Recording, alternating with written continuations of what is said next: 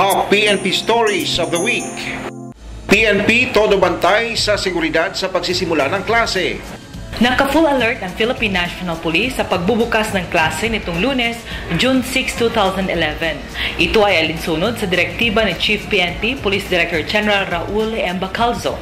Tinatayang humigit kumulang sa 25 milyong estudyante ang magbabalik eskwela mula sa mga pampubliko at pribadong paaralan.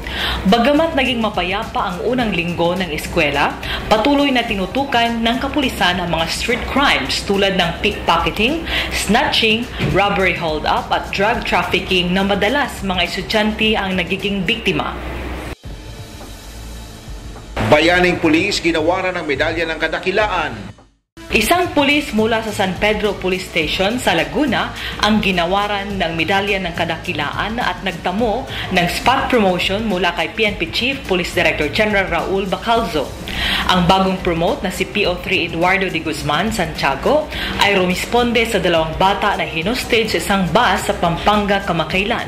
Bagamat nagtamo ng saksak sa kanyang katawan, ay malugod pa rin niyang itinaya ang kanyang buhay, mailigtas lang sa panganib ang mga biktima.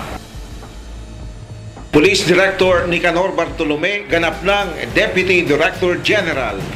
Matapos ang promotion ni Police Director Nicanor Bartolome bilang Acting Chief ng Directorial Staff ng PNP, 2 buwan na ang nakalaan, siya na ngayon ay ganap ng Deputy Director General o katumbas ng 3-star General sa hanay ng militar. Ang naturang promotion ay sa bisa na rin ng endorso ni DILG Secretary Jesse Robredo na inaprubahan naman ni Pangulong Benigno Aquino III.